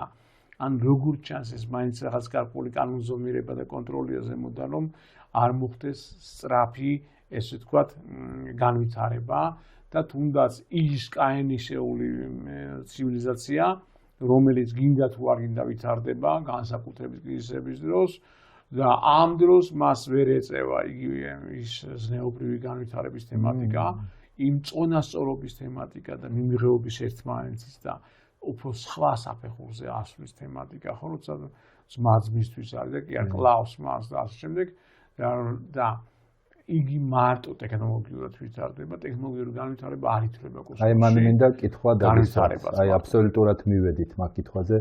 ეს იქნება ჩემი ფინალური კითხვა, იმიტომ რომ ჩემ გადაცემასაც თავისი ლიმიტები აქვს. ხომ არ ცდილობენ ისინი შეგვახსენონ ჩვენი ნამდვილი ისტორია? რაღაცა წარსულიც, იმიტომ რომ ჩვენ ეს წარსული ისტორიასაც მე ამ თემას ვსწავლობდი და შენ კოლეგები ვართ ამ სფეროში. დავინახეთ, რომ ძლევამოსილება, აი თვითონ ეს ტერმინი იყო ერთ-ერთი ტრიგერი, რომელიც ანადგურებდა ცივილიზაციებს. და ეს ძლევამოსილების სულ რასაც სამწუხაროდ ამნიშნებს დღესაც ვხედავთ, ზუსტად ეს ძლევამოსილება იყო ის რაღაცა ბაცილა, ვირუსი, რომელიც მე ამ სისტემას რევდა. ჩვენ ახლა წერან ფრაქტალები ვახსენეთ, სისტემა ვახსენეთ და ჩვენ რა თქმა უნდა ამ საუბრის მთავარი არსი არ არის ზოგადად საუბრებისათვის, რა თქმა უნდა კვლევა მიდის. ანუ რა არის ის გამომწვევი რგოლი, რომელიც ამ სისტემას აფუჭებს და შლის. და აი ზუსტად ეს ნამდვილი ისტორია ხომ არ უნდა შეგვახსენონ, გამლილი ცხოვრება, რათა მომავალში მაინც ავაშენოთ ისეთი სამყარო, მცდელობაა, ხო, აი წეგან ახსენე, ფრაქტალურობაა, ხო, აი მაგალითად გაზაფხული შემდგომა ზამთარი. სუტრიალში, ანუ ისევ გაძლევს ეს ბუნება საშუალებას, ისევ გადიხარ იმ ფაზას, ისევ გეძლევა შანსი და ხო არ უნდა გავაშენოთ ისეთი სამყარო, სადაც ჩვენი შვილები დარჩენას ისურვებენ. სწორად გამიგეთ, კი არ გაქცევას, როგორც ახლა თუნდაც აი ჩვენი ქვეყნიდან გარბიან, ოღონდ სხვაგან წავიდნენ რაღაცა უკეთესი, ხო? დღეს ადამიანი ბოლოს ამ დედამიწიდანაც გაქცევას ფიქრობს, ანუ არა თუ ქვეყნიდან გარბით, ცდილობს, რომ კიდე სხვაგან წავიდეს. ეხლა აქ არის ცნობის მოყვარეობა, რომ შეიძლება ახალგაზრდა ხარ და რაღაც ახალის ნახა გვინდა და შეიძლება აქედან შეხედო, მაგრამ არის ხშირ შემთხვევაში ის მძიმე ეკონომიკური გარემო, სადაც ადამიანი ფიზიკურად გაურბის, რომ გადარჩეს. და თუ კი დაუშვებთ, მინდა ისეთ ფინალური კითხვა დავსვათ. აი დაუშვათ, რომ კონტაქტი ერთხელაც შედგა. დადგა ეგეთი დრო, რა უნდა იყოს კაცობრიობის ის კონკრეტული ქმედება, როდესაც შედგება, რომელიც ამ კოსმიურ იერარქიაში ჩვენს ადგილს ქაოსიდან წესრიგისაკენ შეგვიცვლის. აი ახლა ჩვენ ხო ხვდებით ანალიტიკური სამსახურები არსებობს, ახლა არ მინდა დეტალებში ჩავყვე, იქ სამხედროა, სახელმწიფოა, უშიშროებია. აი ყველგან შეიძლება არსებობდეს ანალიტიკური ჯგუფი, რომელიც გააკეთებს გარკვეული სურათის მოდელირებას, თვითონვე შექმნის ამ მოდელი. ხო არის მაგალითად მოდელირება შეგვიძლია მიწისძვრის დროს რა ხდება, წყალდიდობის დროს რა ხდება და იქ დანახული თუნდაც მოდელირებულ რეალობაში წარმოშობილი გარკვეული პრობლემატიკაზე მეცნიერება წინსწრებით სწავლობს აი ამ ქმედებისთვის როგორ უნდა იყოს მზად. ანუ პრევენციას ახდენს. თავისი ცოდნით, გადაიარაღებით, ინფორმაციული რაღაც ატრიბუტიკა აქვს ისეთი, როგორ უნდა დაამუშავოს, ხელოვნური ინტელექტი გამოიყენოს. ანუ ის რაღაცა ინდიკატორები უნდა ჩართოს, ის გარკვეული სენსორიკა უნდა გააქტიუროს, რომ საფრთხეს მომზადებული დახვდეს და სანამ ეს შედეგი დადგება, რა უნდა შეცვალოს. ეს რა თქმა უნდა რთული კითხვაა, უბრალო კითხვა ნამდვილად არ არის. მაგრამ იქნება აი 10 წუთი დამრჩა, აი რაღაცნაირად შევძლოთ თქვენეული აი ესე ხედვით, თქვენეული ესე თქვა ნიჭიერებით ეს კუთხეც რაღაცნაირად ჩვენ მაყურებელს დავანახოთ. რა მოვიმოქმედოთ? აი დავუშვათ შევხვდით. ხო, ჯერთი დავიწყოთ ის რომ ეს ყველას არ ევალება. არსებობს ადამიანები, რომელსაც არ აქვს მსგავსი ფუნქცია და არიან უბრალოდ მაცხოვრებლები, არსებობს გარკვეული ადამიანები, რომელსაც ფუნქცია აქვს რაღაც ინფორმაციის გადმოცემის, ხო? მერთისგან, ნოოსფეროსგან, საით საფაროსგან და აქედან გამომდინარე, ესენი არიან ეს თქვენი კულტურული ფენა, რომლებიც მართავენ სამყარო, დედამიწაზე ცხოვრებას და აძლევენ მიმართულებას. ამიტომ აქ რაღაცა საერთო თემატიკაზე უტოპია მოხდება, რომ ერთხელ ყველა გამოიღვიძებს, არ არის საუბარი. აქ არის ზუსტად მიმართულ კლასზეა საუბარი. ინტელექტუალურ სულიერ კლასზეა საუბარი, რომელსაც სულიერებას რომლის მთელ დედამიწაზე ეს ხალხი, ესეც სულიერი ხალხი, ამას რელიგიასთან კავშირი არ აქვს არანაირი, თუმცა რელიგიაშიც არიან სხვა რელიგიაში ეს სულიერი ადამიანები, რომლებიც ადგენენ იმ მთელ კულტურულ ფენას, რომელიც მერე მიმართულებას აძლევს საზოგადოებას, რაც თქვით თავიდან, ხო? და არსებობს ადამიანები, აი მithumetes ჩვენი ქვეყანა დაუშვათ, ან ჩვენი საზოგადოება, მათ შორის პიროვნებები და ასე შემდეგ. ჩვენი ქვეყანა არის, ეს არის განწყობების ქვეყანა რა. ან განწყობებით მიმართებით პრაქტიკულად, ხო? ასევე პიროვნება, ასევე ადამიანი ჩემთვის მოდის გარკვეული შემოწმებაც ვატარებ რაღაც რეკომენდაციას ვაძლევ, რომ ხვდები რომ რასაც ვაკეთებ მე, ეს არის რა? ეს არის განწყობების შეცვლა. ანუ იმ ადამიანს ვაძლევ ინფორმაციას მის შესახებ, მის ფუნქციონალის შესახებ, მის პრობლემების შესახებ, ნიჭების შესახებ და რა მდგომარეობაშია ახლა და რა შეუძლია აწყოში შეცვალოს და ამ ყველა ფერმა, ეს მაგალითებმა, საუბარმა, ყველაფერმა მას განწყობა უნდა შეუცვალოს. ეს ცარილად გასახდება, ეს ხდება მომწიფებულ მდგომარეობაში. და ამ განწყობა შეცვლილი ადამიანის ეცვლება მთელი ცხოვრება, ახალი შანსები მოდის, ბედნიერება მოდის და არათუ ჯოჯოხეთს ქმნის ის, არამედ ქმნის დადებითს და სამოთხეს ქმნის და აი ეს განწყობის თემატიკა, რომელიც მოსულია დედამიწაზე, ხო? იქ ბატონმა დიმიტრი უზნაძემ დაამუშავა. მე ეს განავითარა ჩვენმა ძალიან დიდმა მეცნიერმა ქვეყანაში ყავს ეს ემზარხვიჩია, უნიკალური კაცია ეს თვითონ და ამ კაცმა დაამუშავა ერების განწყობის მიმართულებები და იქ თუ რომელ ერს რა განწყობა აქვს, ანუ ერი თურმე როგორც პიროვნება მას განწყობა აქვს თავისი და განწყობით იმართება.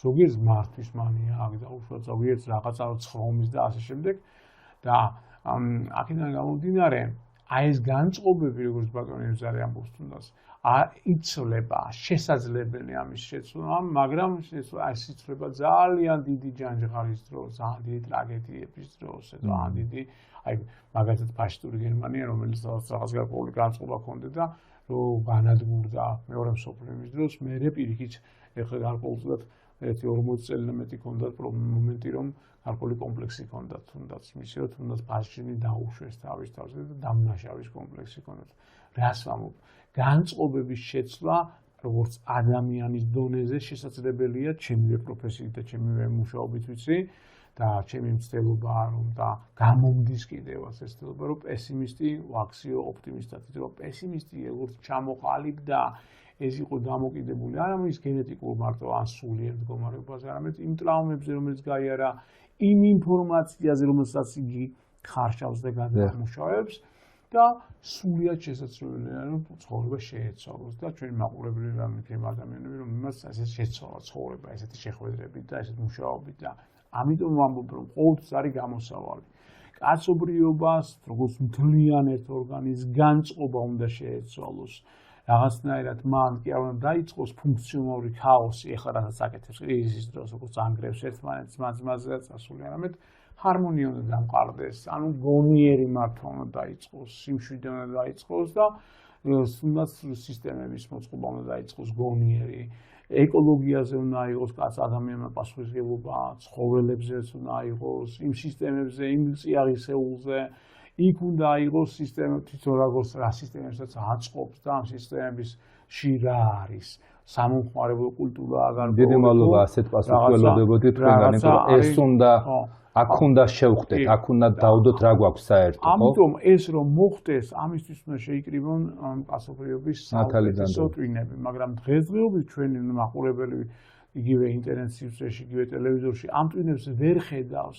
ბოლო 50-60 წელია რაც აი გამხეცებული მარკეტინგი წავიდა და სამომხმარებლო კულტურა თუნმე საუბრობს არ არის მისთვის აქტუალური, უფრო ეს გადარჩენის რეჟიმში. ამიტომ ამან გამოიწვია და ბევრმა კი პროცესებმა გამოიწვიეს ყველაფრის გაუფასურება და უკან ჩაიწიენ მოაზროვნეები და ამ დროს წინ წამოიწია რაღაცა სამომხმარებლო ყვითელმა კულტურამ. კარდაშიანების ოჯახმა წამოიწია წინ, ხო სიყვიდნენ პრესაში, სიყვიდნენ იუმორში, იუმორი თუნდაც არათუ გახდა დაუშვათ სატირა გარკვეული რომელიც მოქმედებს და ცვლის საზოგადოებრივ თემატიკას. ბლიცვიტყაობა არის იუმორი. დღიური რაღაცა ის გახდა გაუფასურდა და ანუ ძალიან ბევრი ამაი აქ მარტო იუმორზე არ არის.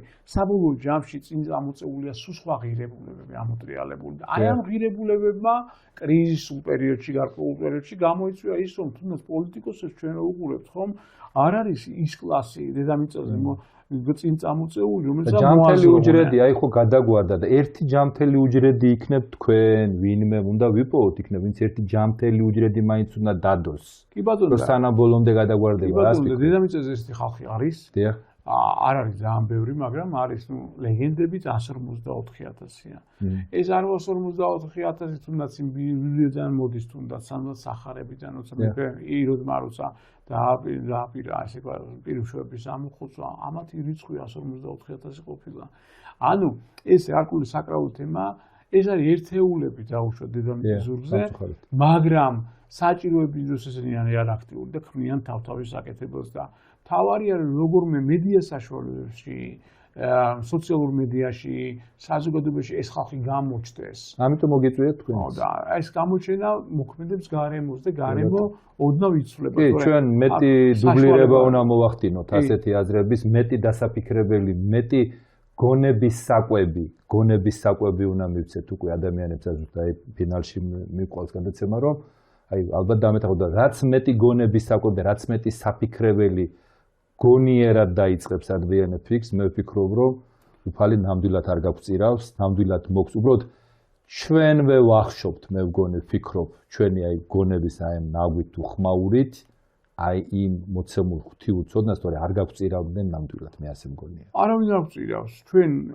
მაგაში ამაშია საქმე როგორც ადამიანის სული თავის პასუხისგებელი თუ როგორ იქნება როგორ დაიმართებს რაღაცას როგორ დააზიანებს ურთიერთობას როგორ დააზიანებს ოჯახს სახელმწიფოს როგორ გამოიწვევს თუნდაც სიკვდილს თავის ტოქსიკობით და ასე შემდეგ ესევე არის სახელმწიფო და ეს არის ესევე არის ჩვენი ერთობა ადამიანების ერთობა და ამიტომ გამოსავალი არის თუ ჩვენ გონიერად წინასწარ პრევენციით ვერ ვაკეთებთ შეცვლას და იმ გაწოდილ ხელს საუშვად იმ გადმოცემულ ინფორმაციებს ამ დიდი მამებისგან დავარქვათ ვერ ვიყენებთ მაშინ გამოდის იმ სცენარს ვირჩევთ რომელსაც ვირჩევთ აგრესიის სცენარს და მე მაინც მოვა ახალი გაზაფხული ჩვენ შეიძლება გავნადგურდეთ რაღაც დავიზიანოთ მაგრამ მე მაინც ახალი ყორტი ამოდის ურემი რო გადაბრუნდება სამწუხაროდ გზა მერჩდება ამიტომ აი ის გადაბრუნება ურემი ზუსტად არის დაკავშირებული მე უკვე ესე იგი განწყობების შეცვლასთან ამიტომ კაცობრიობას აქვს არჩევანი რომ ან წინასწარ გააკეთოს კიდე გონიერად გააკეთოს ეს და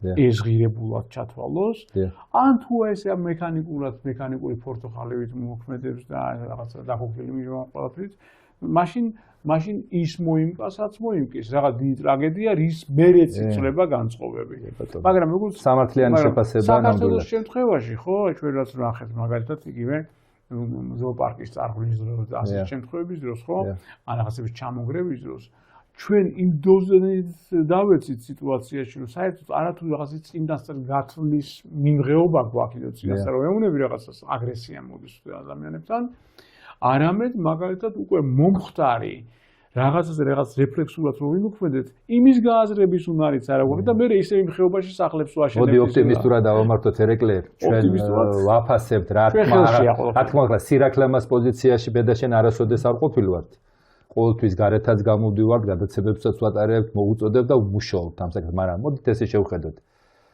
ზუსტად შენი დღევანდელი ვიზიტი ჩემთან, ჩემის აზრით ეს არის მართლა ჩემთვის კეთილშობილური აქტი, რომ კიდევ ერთხელ, ვისაც ჯერ კიდევ ყური აქვს შეისმენს და ვისაც თვალი აქვს დაინახავს და ვისაც გონება აქვს გააცნობიერებს ამ შენ სიტყვებს და მინდა რომ ოპტიმისტურ ნოტაზე დავასრულოთ, რომ მოდით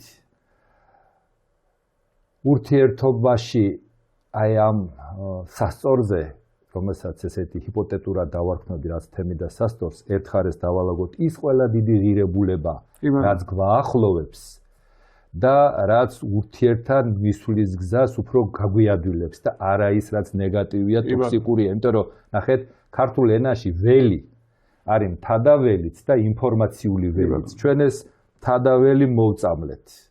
ეხლა ვწამლავთ იმ ტოქსიკურ ველსაც. თუ ეს ტოქსიკური ველიც მოიწამლება და ჩვენ შორის სიტყვები დასაახლოებელი და კომუნიკაციისთვის კი არ არის უკვე შექმნილი, არამედ ურთიერთდაცილების და დაპირისპირების ინსტრუმენტი გახდა ჩვენი მეტყველება, რომ აი ნიშნის მოგებით, სარკაზმით, სულ რაღაცა ერთმანეთის მოდით აი ეს თეთრი ალამი უნდა ავმართოთ, რომელიც თავისუფალი იქნება ყოველგვარი ნიშნებისგან, ფერებად დაყოფაზე, გვარი აი იქნება მხოლოდ და მხოლოდ ის სულიერი თეთრი ღვთიური გზა, რომელშიც უნდა ურთიერთთან უნდა მივიდეთ, ხელი ხელს უნდა ჩავკიდოთ, თუ რაღაცა არ ვიცით, უნდა შევეკითხოთ და აი ეს გზასავალი, რაც უფალმა ტყუილა ხო არ გამოგვიშვეს.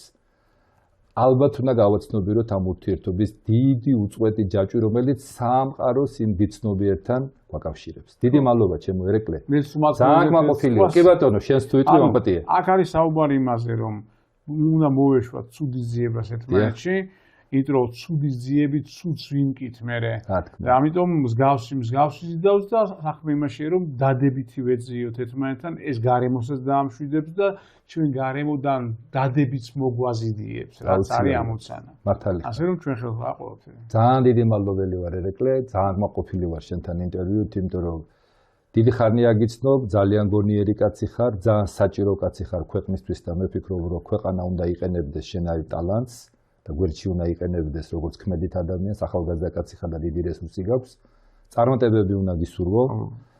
და რა ვიცი, იმედია ხანდახან შემოგვიღებ სტუდიაში კარებს, იმიტომ რომ ჩვენ საყოველთაობო სიკეთე უფრო გვაინტერესებს, ვიდრე რაღაცა წვრილი მერკანტილური ხედვები. ამიტომ ვემშვიდობები ჩვენს ერთგულ მაყურებელს, რომელიც მე ვფიქრობ, რომ გულწრფელად აცნობიერებს ამ ჩვენ ტკივილს, რომელსაც რა თქმა უნდა ჩვენც რაღაცა ფილტრებით ბოლომდე ალბათ ვერთვით და დაგზოგეთ.